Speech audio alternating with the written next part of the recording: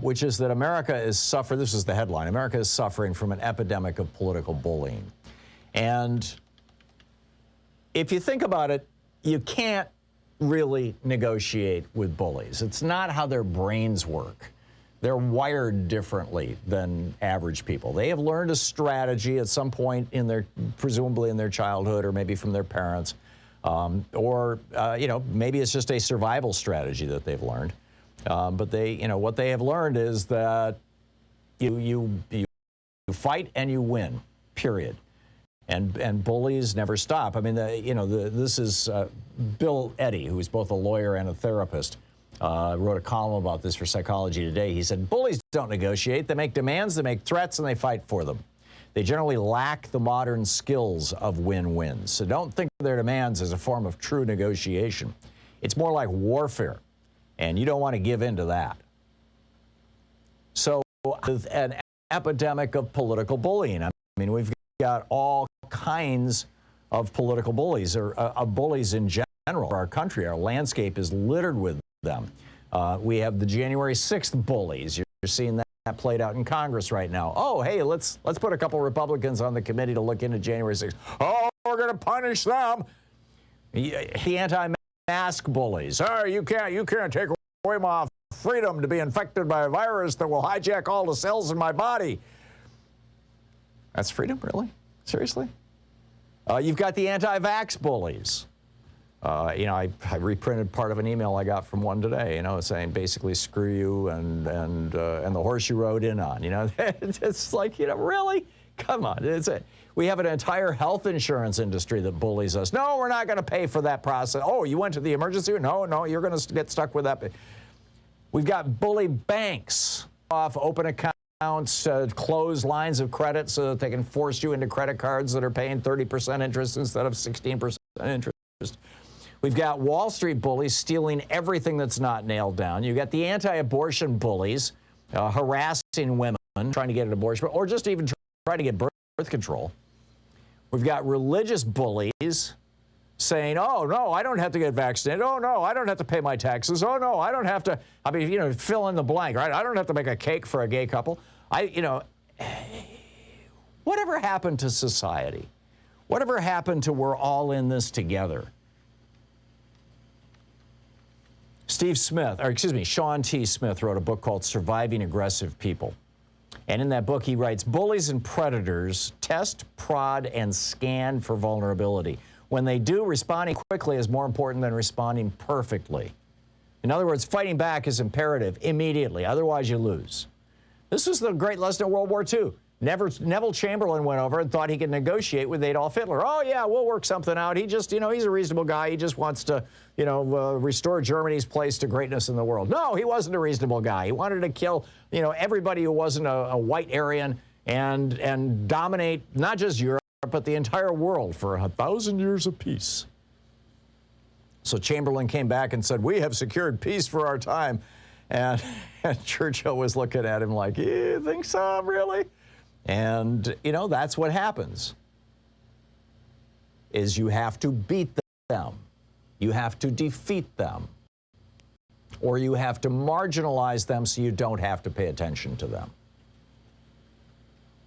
Unless you know of a different strategy. I mean, you know, do you have strategies to deal with bullies that have worked? The billionaires started bullying us in the 1980s, demanding that the top tax rate go from 74% down to 25%. Reagan was like, yeah, I'm good with that.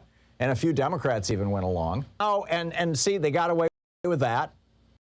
And so then it was, oh, let's lower the corporate tax rate from around 50% down to around 20%. Okay, they got away with that. Oh, let's lower the estate tax. Yeah. And now, what's the average, you know, the top 25 richest people in America, how much, what was the average that they paid in? 3%. This is what happens when you give in to bullies. And then just to put a punctuation mark on this, or the icing on the cake, or whatever other terrible metaphor you want to use, or cliche, the Democrats are negotiating with Republican bullies to try to come up with an infrastructure deal, a bipartisan infrastructure deal. Now, the Republicans have no intention of ever having a deal. They played this game with Barack Obama for a full year.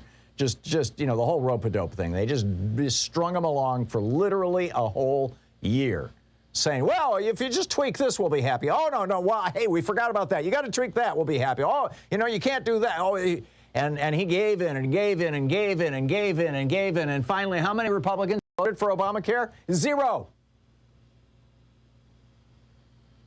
And they're doing the same damn thing with infrastructure, but back to the tax part of it.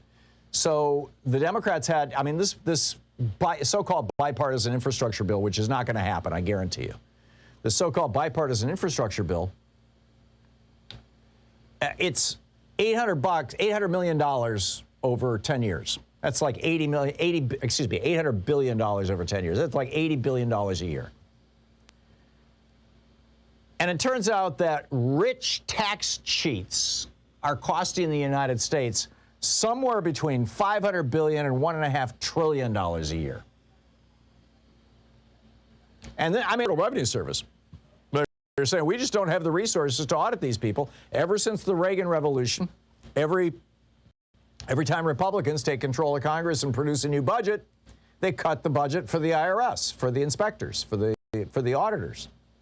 So now you're more likely to be audited if you're running a small business and are claiming a home office deduction than if you're a billionaire who's hiding his.